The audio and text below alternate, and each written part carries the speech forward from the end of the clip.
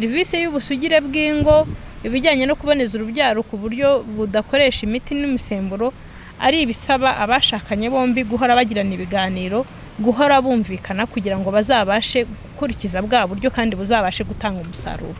Ariko ku rundi ruhande hari abagana iyo serivisi kandi byatanze umusaruro. Mutagatifu Vincent Pallotti yakundaga abarwayi agakunda abakene. Yumvaga kuri we wakwita ku muntu ubabaye kurusha ibindi byose. Niyo mpamvu ngemba numva ko ubutumwa dukora tuba turimo dukomeza ubwo uwadushinze yari yaratangiye kandi yifuzaga ko tubukomeza kugira ngo tubashe kubungabunga ubuzima bw'abantu. Ntago bari umwanya munini ariko tuba tugomba kujyayo tugasenga, nimugoroba twavuye mu kazi nabwo tukagira undi mwanya wo gusenga. Niyo mpamvu rero navuga ngo turabihuza nk'uko n'ubundi n'umubyeyi utahiwe mu rugo yavuye ku kazi agenda akajya mu byo gutekera abana be no kwita ku rugo rwe. Natwe amasaha ya nimugoroba cyangwa se ayo masaha ya nyuma y'akazi tuba dufite wa mwanya wo kwita ku buzima bwacu bwa roho no kwita navuga ku muhamagaro wacu. Ubwo ni ukuvuga ngo rero uwo mwanya turawubona kandi tukawubahiriza.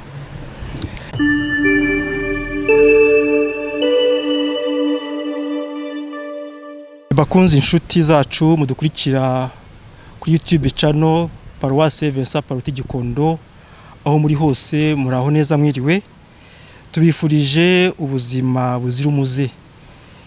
Twizeye ko muri bazima aho muri hose kandi ndetse n'abarwaye ko tumwifurije koroherwa, ariko tumugira n'inama yo kugana ivuriro rimwegereye ndetse n'ikigo nderabuzima kugira ngo kimufashe. Burya nubwo Imana yaduhaye ubuzima dufite uruhare n'inshingano zo kubungabunga, kuko burya ngo araseseka ntayorwa. Ayo ni amagara ndetse n'ubuzima. Ubuzima buraseseka ntibuyorwa, amagara araseseka ntayorwa nk'uko Abanyarwanda babikunze kubivuga. Uyu munsi rero tugiye kuganira ku buzima. Ubuzima ndumva buri wese nicyo aharanira. Ubuzima nicyo twese twifuza, ubuzima bwiza. Iyo turiye tuba tugira ngo tugire ubuzima bwiza, iyo tugiye kwivuza tuba tugira ngo tugire ubuzima bwiza. Muri aka kanya rero twasuye ikigo nderabuzima cya Gikondo, aho tugiye kuganira n'umuyobozi wacyo kugira ngo adufashe kumva uburyo twese duhamagariwe kubungabunga ubwo buzima Imana yaduhaye tukabugiramo uruhare, akatugira n'inama ndetse n'impanuro, aranadufasha kugira ubumenyi bwagutse ku mirimo iki kigo gikora ku munsi ku wundi. Nyakubahwa maseur, tubahaye ikaze rero kugira ngo mwatangira mutwibwira mukanadufasha muri cyo kiganiro tuvuze mu kanya tugiye kugirana ku buzima. Ubwo rero mwatangira mutwibwira hanyuma tugiye kwinjira mu kiganiro mutubwira ishusho rusange y'ikigo mushinzwe kuyobora, igihe cyatangiriye, imirenge n'ibindi tugiye kugenda tuganira. Murakoze kumpa ikaze muri iki kiganiro. Nitwa Sœur Marie Louise Nyiransabimana.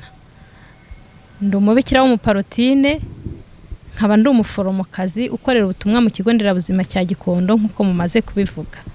Ikigo nderabuzima cya Gikondo rero kikaba ari ikigo nderabuzima cya Arkidiocese ya Kigali, cyashinzwe mu mwaka w'1976, gishinzwe na Musenyeri Roho, yari umupadiri w'umuparote, akaba yari n'umuganga. Akaba rero yarashinze icyo kigo cyitaga ku buzima bw'abantu, ariko muri rusange akaba yari n'umuntu wakundaga cyane cyane umuryango. Zimwe muri serivisi z'ibanze zamubaga ku mutima hariho no kwita ku muryango binyuze mu busugire bw'ingo. Icyo kigo kikaba kiri mu murenge wa Gikondo, akagari ka Kanserege, umudugudu wa Marembo ya mbere, ariko kikaba gihurirwaho n'imirenge ibiri, Gikondo na Kigarama. Yose hamwe ifite abaturage bagera mu 86 n'imisago dukurikije ibyavuye mu ibarura rusange ry'abaturage. abo bose rero bakaba baza gushaka serivisi z'ubuzima zinyuranye, zaba izo kwivuza ndetse no kwirinda indwara, ndetse n'abandi baza gushaka ubujyanama bunyuranye. Murakoze, ndumva ku bijyanye n'ikigo muri rusange nicyo nabivugaho. Murakoze kuduha ishusho rusange y'ikigo nderabuzima cya Gikondo, centre de santé de Gikondo. Mutubwiye ko umupadiri wagishinze wagitangije Henri Roser yari afite ku mutima cyane ukwita ku muryango, ari naho dusanga serivisi y'ubusugire bw'ingo. Umuntu rero yakibaza, uretse iyo serivisi y'ubusugire bw'ingo, izindi serivisi zitangirwa ahangaha muri iki kigo zihagaze zite, zaba ari izihe muri rusange? Murakoze. Serivisi zitangirwa mu kigo nderabuzima cya Gikondo harimo serivisi zivura, hakabamo na serivisi zijyanye no gukumira indwara. Muri izo serivisi zivura muri rusange twakira abarwaye indwara zitandukanye baje batugana, tukabasuzuma bijyanye n'umuyoboro tuba twarahawe na Minisiteri y'Ubuzima, kandi tukabitaho, tukabaha imiti. Ariko tugira n'abandi baza muri serivisi twita izo gukumira indwara, nk'abaza kwisuzumisha indwara zitandura, abaza gukurikiranwa serivisi zo gukurikirana abadamu batwite, tugira na serivisi yo kubyaza maternité, ndetse tukagira n'iy'ubusugire bw'ingo, twakira ababyeyi, twakira imiryango ikeneye kugana iyo serivisi, tukagira n'izindi serivisi zose uko Minisiteri y'Ubuzima iziteganywa zigomba gutangirwa ku kigo nderabuzima. Ese tugarutse kuri iryo zina byonyine, ikigo nderabuzima harimo kurera ubuzima. Ubwo twavuga ko ari ikigo gitoza abaturage uburyo bakwita ku buzima, cyangwa se ni ikigo kirera gusa ubuzima nk'uko umubyeyi arera umwana? Hari kwita icyambere kita ku buzima bwa buri wese uje utugana. Kitwa ikigo nderabuzima kubera ko kita ku buzima ari ubwaba bufite ikibazo ndetse n'ubutaragira ikibazo, kugira ngo dufashe babandi bagira ibibazo kwirinda ibyo bibazo. Niyo mpamvu twavuga ko ijambo ikigo nderabuzima gikubiyemo byose, ari ukwita ku buzima buri mu kaga, hari no gukumira ibyakwangiza bwa buzima bwa muntu. Muri serivisi mutanga rero hano mutubwiye ko ziri mu byiciro bibiri, serivisi zita ku kuvura indwara na serivisi zita gukumira indwara cyangwa se kubungabunga ubuzima. Muri rusange iyo witegereje muri serivisi zijyanye no kuvura, ni izihe ndwara zikunze kugaragara hano muri aka gace ka Gikondo? Indwara zikunze kugaragara cyane, uretse ko inyinshi harimo izishobora kujyana n'ibihe cyangwa icyo twavuga sezo, cyane cyane nk'indwara zifata ubuhumekero. Hari indwara z'ibicurane, indwara zifata mu buhumekero izo arizo zose, imisonga, cyane cyane ku bana bari hasi y'imyaka 5 niho dukunze gusanga izo ndwara z'umusonga. Hakaba muri rusange hari n'igihe kigera izindi ndwara zikaba zazamuka, nko mu bihe byatambutse tuzi uko Covid ariyo yazamukaga cyane mu bijyanye n'indwara z'ubuhumekero, ariko ubu nta igihari. Iziganje cyane rusanga ari indwara z'inzoka n'indwara z'ubuhumekero. Izindi nazo zirahaba ariko ku kigero kigereranyije. Usanga rero bigoye kuba umuntu yavuga iziganza buri gihe, kuko hari igihe zijyana n'igihe runaka kikagera zikava mu nzira, ubundi ikindi gihe cyaza izindi nazo zikaba zaza, ariko byose ntibiba ku gipimo kimwe. Ariko muri rusange icyo navuga nko muri iyi minsi zo tubona cyane ni indwara z'inzoka ndetse n'indwara zifata imyanya y'ubuhumekero. Ubwo rero ku buryo nko ukurikije bya bihe biba byiganjemo indwara runaka, muba mufite n'ingamba zihariye zijyanye n'icyo gihe, ingamba zigamije nko gukumira cyangwa se ingamba zigamije nko kuvura izo ndwara ziba ziganjemo icyo gihe? ingamba za mbere tuba dufite nizo gukumira kurusha kuvura. No kuvuga ngo icyambere dukora no kwigisha abatugana ndetse no kwigisha abaturage, kuko abaganga b'ikigo nderabuzima bajya bamanuka bagahura n'abaturage mu nteko z'abaturage cyangwa n'ahandi tuba twateguye guhurira, bakabigisha ku bijyanye no kwirinda indwara.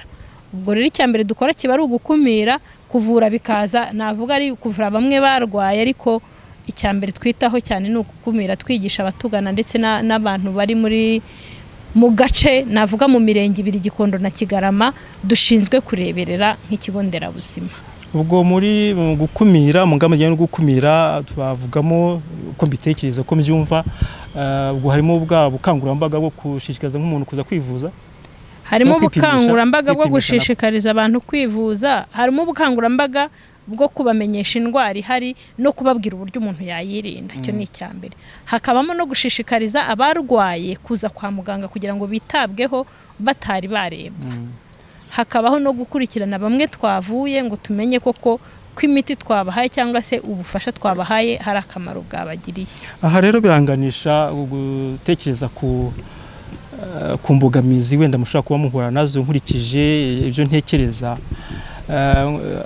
Abanyarwanda wenda ntabwo ari benshi, ariko tuzi ko hari umuco batamenyereye cyane. Abanyarwanda cyangwa abantu benshi bamenyeye cyane kwivuza, kujya kwipimisha atararwara, akumva ataja ku kigo nderabuzima nk'iki ngiki ngagiye kwipimisha bimuzindure aze kwipimisha yumva atageze hasi, atagiye ku kirago nk'uko bavuga. Izo nta mbogamizi mubonamo cyangwa se nta bibazo mujya muhura nabyo nk'ibyo ngibyo? Ibyo bibazo tujya duhura nabyo, hamwe umuntu aza kwivuza akaza yarembye cyane, ndetse byaba na ngombwa tukamwohereza no ku bitaro bikuru yari amaze iminsi arwaye, we yumva ari ibintu byoroshye. Niyo mpamvu nyine ubukangurambaga buhoraho, aho icyo navuga ni uko natwe ubwacu nk'ikigo nderabuzima tugerageza kumanuka. Wenda mu byo navuze tuvura cyane, ntabwo nibutse kuvugamo indwara zitandura cyangwa se izo dukunze kwita nyine indwara zitandura, harimo imivuduko, harimo diyabeti, asima, imibyibuho ikabije. Izo ndwara ubusanga abantu benshi batajya iyo batarazimenya bibagora kuzisuzumisha, ariko ubu hamwe n'ubufatanye bw'ikigo cy'ubuzima RBC ndetse na leta muri rusange tugenda dushishikariza abantu kwisuzumisha izo ndwara, kuko ni indwara ishobora kugufata ku kanya ntuyimenye ukazayimenya warembye. Nk'urugero natanga, ku cyumweru cyashize twahoze hano ku kibuga turimo dupima abantu izo ndwara. Uyu munsi tuvugana hari abagiye mu nteko y'abaturage mu kagari ka Kagunga, barimo nabwo bapima abantu indwara zitandura. Tubikora kugira ngo babandi batabona umwanya wo kuza kwa muganga, nibura nitubasanga iwabo hafi y'iwabo nibwo yabatambutse agiye ku isoko, agira uwo muhate yipimisha. Kandi bigira umumaro, kuko uwo dusanze atangiye kurwara tumufasha kuba yajya ku miti hakiri kare. Uwo dusanze atararwara tukamwigisha uburyo yakwirinda kurwara, tukanamushishikariza kujyaza kwipimisha kenshi. Aha nanone biranganisha kuri za serivisi mwavuze mutanga, ndetse no mu cyatumye uriya Padiri Jose Nyamusenyeri Jose ashinga iki kigo cyo kwita ku muryango, dukurikije na statut y'iki kigo ari cya Kiliziya Gatolika muri serivisi y'ubusugire bw'ingo. Buriya nta mbogamizi mwamuhura nazo mu byerekeranye no gutanga iyo serivisi cyangwa inyigisho no gushishikariza abantu kwitabira iyo serivisi y'ubusugire bw'ingo? Serivisi zose usanga hagiye hazamo imbogamizi, ariko muri rusange inyigisho turazitanga ndetse tugashishikariza n'abantu kujya muri iyo serivisi y'ubusugire bw'ingo. Abatugana baje kwipimisha inda batwite, abaje gukingiza abana, abaje kubyara muri maternité, aho naho duhura n'abantu benshi dushobora kubwira kuri iyo serivisi, kandi koko baba bari mu gihe navuga bayikeneye cyane kugira ngo izabafashe mu muryango wabo. Imbogamizi duhura nazo nuko ubusugire bw'ingo no ibijyanye no guteganya imbyaro hakoreshejwe uburyo bwa kamere budakoresha imiti n'imisemburo. Ni uburyo busaba abashakanye bombi kubyumvikanaho kandi no kubyinjiranamo. Ntabwo umudamu yaza wenyine cyangwa umugabo wenyine ngo azabishobore, kuko bombi babiri bagomba kuza bakigishwa bagasobanurirwa n'ibyiza by'iyo serivisi, barangiza bagakorana urugendo n'umukozi w'ikigo nderabuzima ubushinzwe.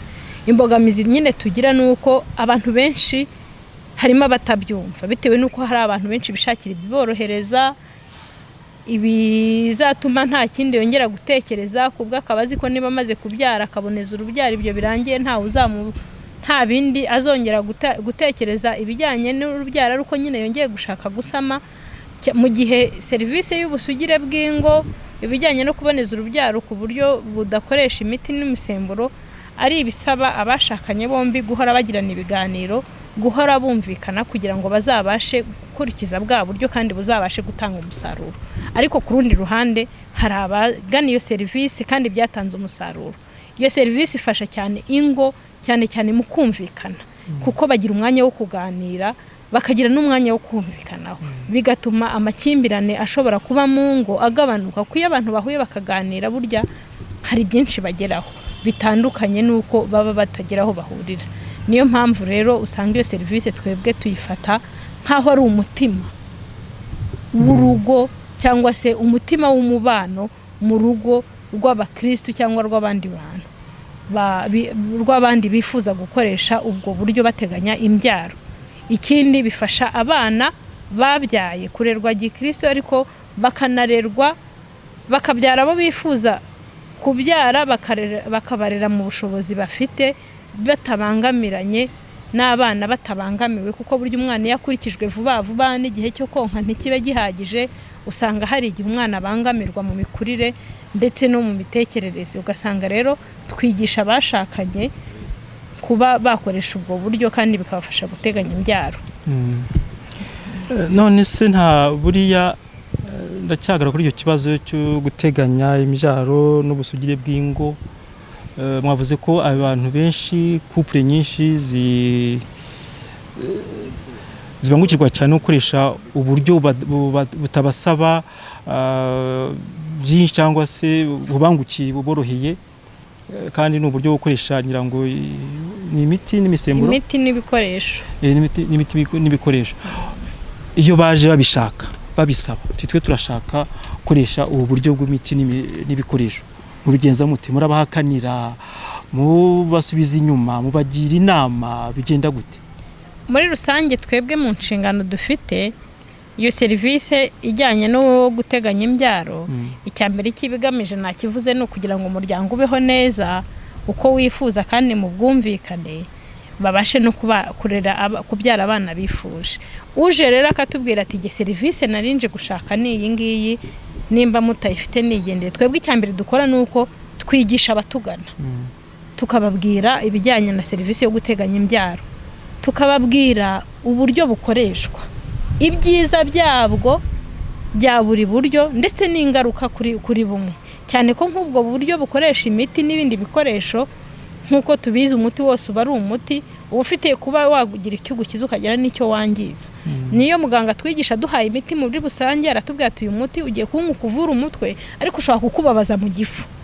Icyo gihe ukagenda uvuga ngo niba umuti ushobora kumbabaza mu gifu, ngomba gushaka n'ibinini by'igifu, nabyo wenda bishobora kuba bitera ikindi kintu. Ni muri urwo rwego twebwe abaza turabasobanurira, tukavuga tuti dore uburyo buhari bwo guteganya imbyaro n'ubu uri mu kigo nderabuzima cya Gikondo, serivisi dutanga n'ubu ngubu kubera imyemerere yacu, tukabasobanurira ibijyanye n'ukwemera kwacu. Noneho umubyeyi we cyangwa se umuryango waje utugana nibo bahitamo, bakavuga bati dufashe iki cyemezo, cyane ko ntabwo twebwe kuko tuba tutabikora, hari umurenge cyangwa se navuga ngo leta muri rusange yagiye ishyiraho ibyo bita amaposte secondaire ashinzwe gufasha abo bantu bari hafi y'ibigo, niba ngo bafatira serivisi zindi z'ubuzima ku bigo by'abihaye Imana, ariko kubera imyemerere yacu itabyemera, abakeneye izo serivisi n'imyemerere yabo itabangamiye bakajya kuzifatirayo. Ubwo rero twebwe icyo dukora ni ukubereka ibyiza bya serivisi dutanga, tukabereka nuko dushobora kuyitanga, umuntu agahitamo, kuko burya amahitamo ya muntu ni yabanza, ariko akabanza bamuhaye n'ibyo agomba guhitamo. Nubwo mwavuze ko hari indwara ziba zijyanye n'ibihe na saison, ese nta mwihariko wenda waho ikigo kiba kiri ugasanga indwara ziganje muri ako gace bidatewe na sezo aho bitewe n'imiterere y'ahantu icyo kigo kiri nkanga nta kibazo nta ndwara mubona zihariye cyangwa mwihariko bitewe n'ahantu iki kigo kiri? Yego nabyo birashoboka. Urugero natanga ni nko ku ndwara y'igituntu. Ikigo nderabuzima cya Gikondo kiri muri zone ikunze kugaragaramo igituntu cyinshi bitewe n'imiterere yaho duturanye. Quartier zigiye zifite utubari twinshi, tubonamo abantu benshi banywa inzoga bagasinda, tubonamo abantu benshi bakora imyuga ituma bashobora no guhura n'izo ndwara. Twavugamo nk'uko usanga duturanye na quartier ziba zirimo abantu benshi abo dukunze kwita ngo nabakora umwuga w'uburaya. Abo ngabo nabo usanga baba kenshi bashobora kugira indwara y'igituntu bitewe nuko inshuro nyinshi bijyana nuko baba bananyoye, kandi indwara y'igituntu yandura vuba ikandurira nyine ahantu ngaho umuntu umwe abahagije muri quartier kugira ngo abe yakwanduza n'abantu 3, 4, 5 ku munsi umwe bitewe naho bahuriye cyangwa nibyo bahuriyeho. Usanga rero hari zishoboka kuba zaza bitewe naho turi, hakaba n'izindi zishobora kuza bitewe na sezo cyangwa zikaba zaza ari n'ibyorezo. Tugarutse rero ku mikorere y'akazi ka buri munsi mu bigo binyuranye muhuje inshingano, hakunze kuvugwa ibibazo binyuranye bya mikoro adahagije cyangwa se ibibazo by'abakozi, abakozi bake, abakozi badafite ubushobozi. Hano ho byifashe bite? Muri rusange haba hari imbonerahamwe ministeri yatanze ijyanye n'abakozi bakenewe kuri buri rwego bitewe nuko baba bangana. Icyambere navuga ngo twebwe nko ku kigo nderabuzima cya Gikondo uyu munsi kubajyanye nabo ministeri teganya abo ngabo cyane abwo ndavuga ku bakozi bavura. Abo ngabo turabafite, ariko kugeza kuri iki gihe baracyari bake kubera ko ukurikije uko biba biteganywa n'abantu twakira ugateganya nabo ngabo ministeri teganya usanga ari bakeya, ariko igihari nuko na ministeri irabizi ahubwo abaforomo baracyari bakeya mu gihugu. Ubwo leta yabishyizemo imbaraga, turizera ko nko mu myaka iri imbere tuzongererwa umubare w'abakozi, ariko kugeza ubu abo duteganyirijwe na leta turabafite. Icyo gihe ari bakeya ikigo nderabuzima kiba gishobora gufata abandi bakozi abo twita abagirana amasezerano n'ikigo cyangwa abakontractuel ku bushobozi gifite, cyangwa se igihe hari umuterankunga ushobora kuba yabafasha kwishyura aba bakozi. Ariko urumva ibyo byana n'ubushobozi cyangwa se n'uwo muterankunga igihe yabonetse cyangwa atabonetse. Nabanga ibyo bibazo rero birahaba kubera ko muri rusange ikigo nderabuzima nta handi kiba gikura amafaranga atari mu mafaranga makeya abarwayi bishyura. Ari ya 200 aturuka kuri tike moderateur y'abakoresha mituweli, ari ay'ubwo bwishingizi butwishyura nabwo ari hasi cyane, kuko ibiciro by'imiti cyangwa se uko ibiciro byakozwe na minisante ku bwumvikane na mituweli biracyari hasi ugereranyije naho ibintu bigeze ku isoko. Ugasanga rero natwe izo ngaruka zitugeraho kubera yuko amafaranga twinjiza ubona atangana n'ibyo tugomba gusohora, cyane ko n'inyubako dufite nk'ubu zubatswe muri 76 n'inyubako za kera zisaba inshuro nyinshi kuba zagira ibyo zisanwaho, ndetse bibaye na ngombwa zakavuguruwe, ariko ubushobozi ntibuba buhari. Ubwo rero navuga ko ari zo mbogamizi kugeza ubu ngubu dufite mu bijyanye n'ubushobozi.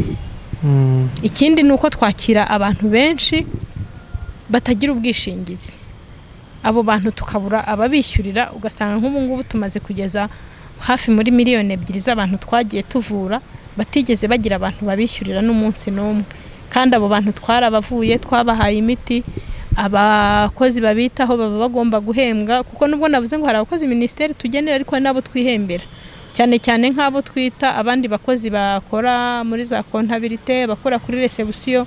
Abo ngabo tuba tubahemba ku mafaranga y'ikigo nderabuzima nyirizina. Ugasanga rero ibyo nabyo bitubera nk'imbogamizi kuba kugeza uyu munsi abo bantu baraza tukabitaho ku inshingano zacu no gutanga ubuzima, ariko igihe kikagera tukabura ababishyurira kugira ngo tuzabone n'uburyo dukomeza gufasha abandi. Murakoze. Uvuze ko ni ikigo cya Kiliziya Gatolika cyegeranye Paroisse ya Gikondo, gicungwa n'ababikira. Ubwo tuvuze ku buryo bugaragara ni cy'ababikira, ni cya Paroisse, ni cya Kiduseze ya Kigali, ni cyande. Ikigo ni cya Kiduseze ya Kigali. Ababikira bagikoramo ubutumwa, ariko navuga ngo muri Arikidiyoseze kuba kiri kuri Paroisse niyo ifite mu nshingano navuga kukireberera, cyane ko nka padiri mukuru niwe uri umuyobozi wa komite y'ubuzima y'ikigo nderabuzima, ari narwo rwego rukuru ku kigo nderabuzima ruba rugomba gufata ibyemezo. Icyo gihe rero navuga ngo kiri muri Paroisse ya Gikondo kugira ngo gifashe nyine abakristo ba Paroisse ya Gikondo, abaturage b'umurenge wa Gikondo na Kigarama bagira ubuzima bwiza, kuko baravuga ngo roho nzima mu mubiri muzima, kugira ngo abakristo babeho neza batanga umusaruro nuko baba bagize n'ubuzima bwiza.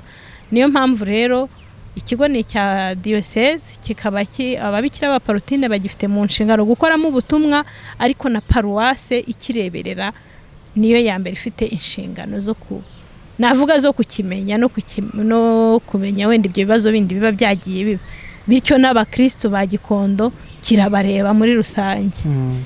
Uvuze komite de santé ngo padiri ni umuyobozi, ubwo inzego z'ikigo zimeze zitezo. Yego urakoze. Inzego z'ikigo ubundi urwego rwa mbere twita rukuru ni urwego rwa komite y'ubuzima. Urwego rwa komite y'ubuzima mu kigo cya Kiliziya Gatolika ruba ruhagarariwe na padiri mukuru cyangwa se undi yahaye uburenganzira, rukaba ari narwo rwego rufata ibyemezo mu bijyanye n'imicungire y'ikigo ndetse no kureberera abakozi cyangwa se n'imicungire y'abakozi muri rusange.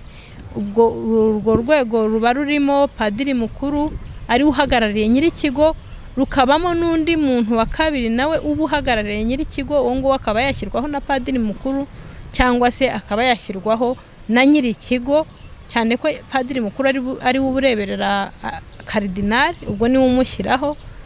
Rukaba rurimo umuyobozi w'ikigo nderabuzima, rukaba rurimo uhagarariye abajyanama, uhagarariye njyanama y'umurenge, uhagarariye ibitaro. Abo bantu bose kugira ngo bafatanye kurebera ikigo nderabuzima, kuko nk'uhagarariye abajyanama tuzi ko bari bugufi y'abaturage cyane, babafasha muri byinshi. Icyo gihe bituma tumenya uko abaturage bahumeka, uko abantu tureberera bameze. Uhagarariye ibitaro, kubera ko ibitaro ni urwego rukuriye ikigo nderabuzima kandi narwo navuga ruri hejuru yacyo mu nzego za leta, navuga ngo ibitaro bireberera ikigo nderabuzima. Niyo mpamvu no ku bitaro azamo umurenge tuba dukoreramo nawo uba ugomba kumenya amakuru y'ibibera mu kigo nderabuzima kandi ukakireberera. Niyo mpamvu umuntu wo muri njyanama nawe aba agomba kuba agaragara muri komite y'ubuzima. Ni ikigo gicunzwe n'ababikira cya Kiliziya Gatolika, ariko tuzi ko abihaye Imana nk'ababikira bamufite izindi nshingano. Aha rero turimo kwibaza ibi bigo muhabwa kuyobora, ese inshingano zinyuranye z'ibyo bigo, serivisi zitangwa muri ibyo bigo, muba mwaragize umwanya wo kuzihugurirwa muri formation muhabwa, cyangwa se muzikora ku buryo bwa kimeza gusa kubera ko muri abihaye Imana ko ati ingabire Roho Mutagatifu zadufasha? Murakoze, mubajije ikibazo cyiza. Mu nshingano tuba dufite nk'uko buri muryango wose uba ufite navuga inshingano zinyuranye, ariko iya mbere buriya ari iyo kugira ngo twitagatifuze, dufashe n'abandi kwitagatifuza. Ubwo rero izo nshingano zindi ziza ziyongera mu nshingano za mbere ziba nakwita ziba zaratuvanye n'iwacu, turazihugurirwa. Ntabwo wajya kuvura umuntu utarabyize, ntabwo wajya kwigisha umwana utarize kwigisha. Icyo gihe ntacyo waba uri kumuha kigaragara. Niyo mpamvu turabihugurirwa iyo tumaze gukora amasezerano. Iyo umuryango ubonye ko hari ubutumwa ushaka kuguha kandi ubwo butumwa wenda ibyo wize bitajyanye nabwo, baguha igihe cyo kujya kwiga ibyo bagukeneyemo kandi bijyanye n'impano yawe, kugira ngo nyine ubashe gukora ubutumwa. Numva rero tuba turi mu murongo, n'ubundi tuba turi mu butumwa, ko Mutagatifu Vincent Pallotti washinze umuryango wacu yari umuntu yajyaga atubwira ngo aho Kiliziya dukeneye niho tugomba kuba. Bivuga ngo nimba ari mu bwarimu, Kiliziya ibona ko tuhakenewe, bagakenera umuntu wo kuza gukora ku ishuri, icyo gihe umubikira baramuhugura agenda ajye mu ubwo butumwa kwa muganga, cyane cyane ko mutagatifu Vincent Pallotti yakundaga abarwayi agakunda abakene, yumvaga kuri we wakwita ku muntu ubabaye kurusha ibindi byose. Niyo mpamvu ngemba numva ko ubutumwa dukora tuba turimo dukomeza ubwo uwadushinze yari yaratangiye kandi yifuzaga ko tubukomeza kugira ngo tubashe kubungabunga ubuzima bw'abantu. Ikibazo cy'amatsiko nanone aho ngaho, Yego, tuzi ko abihaye Imana kenshi usanga bari mu masengesho, niko tuvuga. None bakongeraho n'izo nshingano zikomeye, cyane cyane tuvuze nk'inshingano ufite zo kuba titire iki kigo nderabuzima. Uhuza ute inshingano zo kuba warihaye Imana, gahunda muri communauté n'inshingano zo ku kigo nderabuzima ushinzwe? murakoze. Inshingano kuzihuza birashoboka cyane kubera ko communauté yose igira gahunda, ariko icyambere duheraho ni isengesho. Ngo tugira umwanya wo gusenga mu gitondo kare cyane, ndetse na mbere yuko tujya mu misa tugira umwanya wa meditation, tugira umwanya nyine wo gusenga amasengesho ya mu gitondo ya kiliziya, tukagira n'umwanya wo kujya mu misa. Nyuma yo kujya mu misa rero tujya mu butumwa bunyuranye, ariko tukagira n'undi mwanya wo gusenga saa sita. Ntago bari umwanya munini, ariko tuba tugomba kujyayo tugasenga. Nimugoroba twavuye mu kazi nabwo tukagira undi mwanya wo gusenga. Niyo mpamvu rero navuga ngo turabihuza, nk'uko n'ubundi n'umubyeyi utahiwe mu rugo yavuye ku kazi agenda akajya mu byo gutekera abana be no kwita ku rugo rwe, natwe amasaha ya nimugoroba cyangwa se ayo masaha ya nyuma y'akazi tuba dufite wa mwanya wo kwita ku buzima bwacu bwa roho, no kwita navuga ku muhamagaro wacu. Ubwo nuvuga ngo rero uwo mwanya turawubona kandi tukawubahiriza. Turimo kugana ku musozo, ariko nanone ni ikibazo cy'amatsiko. Mu gihe gishize ngira ngo twarimo tugana dusohoka muri Covid, mwagize uruzinduko rw'umukuru w'igihugu cy'Ubufaransa nyakubahwa Emmanuel Macron. Yaje, mwabaye mu bigo bimwe yasuye. Ese mwaba mufitanye ubufatanye cyangwa se ubufatanye bwihariye n'Ubufaransa? Ese hari umubano wihariye yaraje gutangiza? Ni iki cyavuye muri urwo ruzinduko? Ni iki cyadusigiye nk'imbuto y'urwo ruzinduko? Murakoze. Yego, nk'uko mubivuze nibyo koko, Perezida w'Ubufaransa yasuye ikigo nderabuzima cya Gikondo. Murabaje mutese hari umubano wihariye yabafatanye n'ikigo nderabuzima? Nk'ikigo nderabuzima nta mubano wihariye udasanzwe, ariko ntekereza ko hari umubano wihariye Ubufaransa n'u Rwanda bifitanye, kuko yaje aherekejwe kandi aza ku buryo buzwi. Aza mu kigo nderabuzima cya Gikondo. Icyo gihe nk'uko muvuze twasohokaga muri Covid, yaraje kureba cyane cyane ibijyanye no gukingira Covid, no kumenya niba gukingira Covid hari icyo byamariye Abanyarwanda, kuko yaraje aganira n'abantu bamwe mu bahawe izo nkingo, aganira n'abakozi b'ikigo nderabuzima, ndetse yanaje turimo dukingira, areba uko dukingira. Ubwo navuga ngo umubano afitanye n'u Rwanda niwo watumye aza mu kigo nderabuzima cya Gikondo. Gusa natwe byari ishema kubona muri Kigali yose ahitamo ikigo nderabuzima cyacu, kandi hari ibindi bigo nderabuzima byubatse neza bifite n'amazu akiri mashyashya atari nk'utu twacu dushaje. Urumva ko kuri twe byari umugisha n'ishema ry'uko yakandagiye. Dusoza rero, wabikomeje uti roho nzima iba mu mubiri muzima, kandi ko natangiye mbivuga, ubuzima cyangwa se amagara aseseka ntayorwa. Ni iki mwatanga nk'inama ku baturage musanzwe muha serivisi, ku baturage batuye imirenge iki kigo gikoreramo? Murakoze. Icyo navuga nk'inama, icyambere ni ugushishikariza abaturage cyangwa se abatuye Gikondo muri rusange, icyambere kugira ubwishingizi, ubwisungane mu kwivuza, kubera ko zimwe mu mbogamizi zituma abantu bativuza cyangwa barembera mu rugo nuko baba badafite ubwishingizi. ubwo nkaba nashishikariza abantu ko icyo kintu bajya bakitaho ndetse n'ushoboye akareba umuturanyi we utuye aho hafi niba adafite mitiwere akaba yanamufasha. Duhura n'ibibazo cyane ko abenshi dusanga badafite n'izo mitiwere ntibaba bagira n'ibyiciro, ariko baba batuye mu midugudu, imidugudu ituwemo n'abakristo, abakristo gaturika, abakristo baza mu misa kuri Paroisse, ndetse bashobora kuba babona n'ubwo bushobozi bwo kubafasha. Ariko akenshi kubera ko wenda abantu baba batagize aho bahurira, cyangwa se kubera ko Kigali abantu bimuka buri munsi akabona umuntu wakodesheje ejo yongeye yagiye, usanga ariho duhurira n'abo bantu benshi tugeraho bararembye, ariko inshuro nyinshi ugasanga ikibazo kiraturuka yuko nta bwishingizi bari bafite. Tukaba rero nge nashishikariza icyambere abantu muri rusange kuba bajya bitegura kare bagashaka ubwisungane mu kwivuza. Ikindi nashishikariza abantu nyine ni ukwiyitaho mu buryo bwo kubungabunga ubuzima bwabo.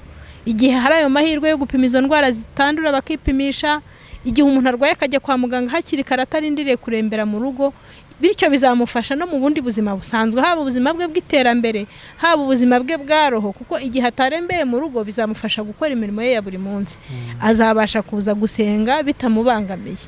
Icyo gihe rero numva ko no kwiyitaho mu bijyanye n'ubuzima nicyo nashishikariza buri wese. Ikindi narangiza nsoza ni ugushishikariza nyine abakristo muri rusange ko mu bukristo bwacu bwa buri munsi tujye tumenya abo bababaye, tubiteho, ni abantu bacu, ni abantu Imana yaremye, tubabona kenshi ariko inshuro nyinshi wenda hari igihe tutabamenya, ariko hari nabo tumenya, cyane ko uba usanga batuye mu izo karitsiye, ariko nabo tutamenye buriya nko ku kigo nderabuzima abo benshi turabagira. Nkaba nashishikariza nk'abakristo ko mu gihe cyo gutanga mitiwere bajya nibura abishoboye bafasha babandi batishoboye bakazibona. Ubusanga ku kigo nderabuzima dufite amaliste y'abantu benshi, ubusanga dufite abo ngabo baje kwivuza bakagenda batishyuye, dufite ibitabo tuba tubafitemo ku buryo biba byoroshye nyuma kongera kubahamagara twabwira tuti nimuze tubafashe tubishyure mitiwere, namwe ubutaha muzagerageze mukore mu bushaka uko mwishyura mitiwere. Usanga nabyo bifasha, hari ababikora, ariko nagira ngo nongere mbashishikarize ko biba byiza iyo tukomeje uwo muco mwiza wo gufashanya, kugira ngo hatazajya hagira umuntu wo muri Gikondo uzajya upfira mu rugo cyangwa urembera mu rugo cyangwa ubyarira mu rugo, ko cyane ko nko ku badamu batwite, umudamu yabyariye mu rugo ashobora kubura ubuzima bwe ndetse n'ubw'umwana we. Niyo mpamvu usanga n'abajyanama b'ubuzima babishyiramo imbaraga, bajya kureba umudamu ngo bamenye ko yasamye, bamuherekeze kwa muganga, nabo bagahura n'izo mbogamizi z'uko basanze nta mitiwere, basanze nta n'ikiciro agira. Ibyo ni ibintu bigenda bibangamira ubuzima bw'abantu muri rusange. Ubwo narangiza nshimira buri wese uzajya ugira uwo mutima wo kwita kuri mugenzi we, kwita ku buzima bwa mugenzi we, kuko ubuzima ufite ubuzima ni nawe ushobora gukora, ni nawe ushobora gusenga, ni nawe ushobora gufasha n'abandi. Ubwo rero kwita ku buzima bwa buri wese akita no ku buzima bwa roho ni nabangwe ni igikorwa cy'ubutwari, kuko roho nzima itura mu mubiri muzima. Murakoze.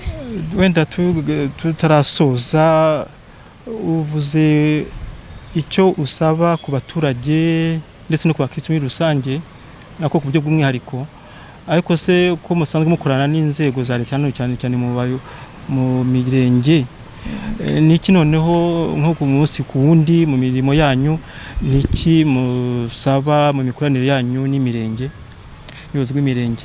Kugeza ubu ngubu ubuyobozi bw'umurenge wacu wa Gikondo, kuko ariho ikigo nderabuzima cyubatse, niho dukorana cyane kurusha Kigarama. Kigarama nabo turakorana kubera abaturage tureberera, ariko aho tujya cyane twagize ikibazo ni ku murenge wa Gikondo.